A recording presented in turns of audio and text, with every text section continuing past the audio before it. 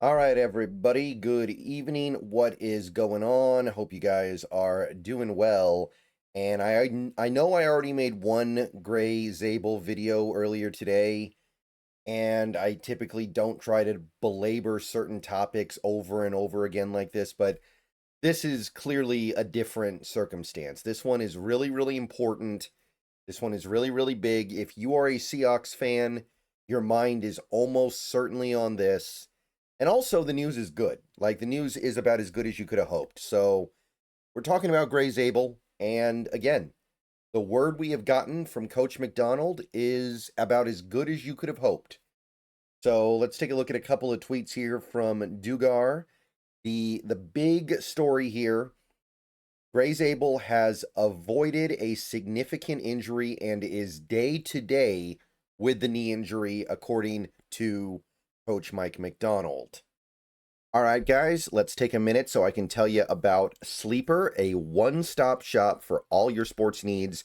You can celebrate and chat on sports games in real time with other users. You can get the fastest scores, blazing fast sports news and sports alerts right at your fingertips. And of course, you can use Sleeper to play in fantasy leagues and win real money on picks contests. This is the way sports were meant to be enjoyed together. So download Sleeper today. Use promo code SBN to get up to a $100 match on your first deposit. And you can pair that with another promo they have right now where you can get a $20 entry free with no deposit required. So get both of those things going. Terms and conditions apply. See Sleeper's terms of use for details. Currently operational in over 25 states and growing.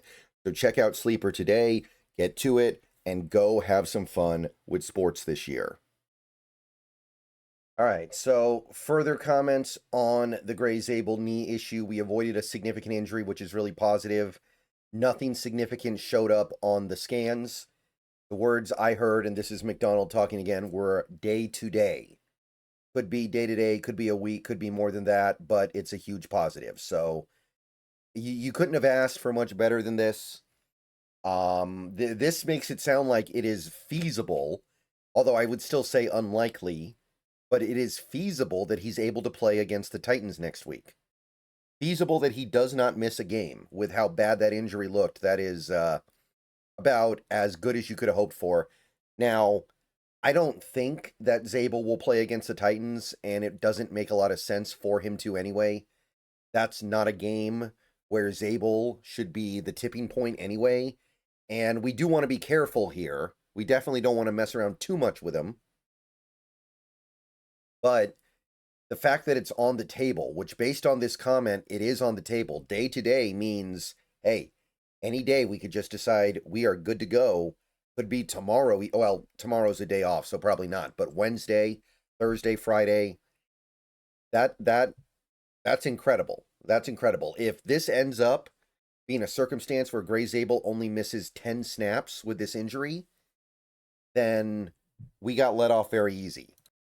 And this is kind of the recurring theme of the Seahawks this year. We are getting a lot of injuries, but nobody's season is really getting ended, right?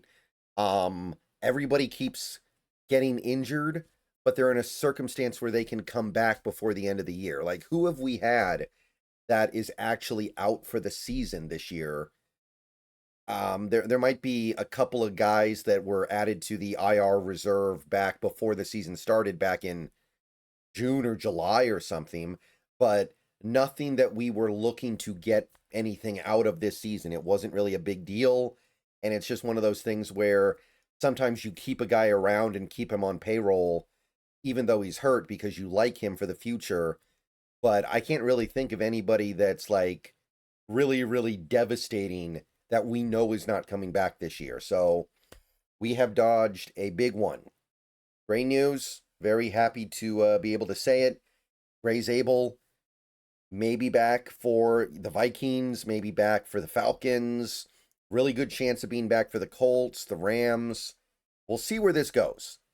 We've been kind of sort of led astray on injury updates on guys like Love and Witherspoon, and to a certain extent, Eamon Worry, where we kind of got the carrot dangled in front of us that, oh, they're going to come back this week, and then they take another couple weeks to get back. But again, as long as Zabel gets back in time for the end of the season and the postseason, that's better than it looked based on yesterday. One more injury update for today, although we kind of already knew this. Tyrese Knight is in concussion protocol, so probably not going to be available for the Titans game. Decent chance he's back for the Vikings. That's usually how these concussions work. But if you saw that injury yesterday by Tyrese Knight, you know that he got concussed. It was pretty obvious. So not surprising at all. And that's all the news I got. Quick reminder, I'm on the 12 Talk podcast tomorrow.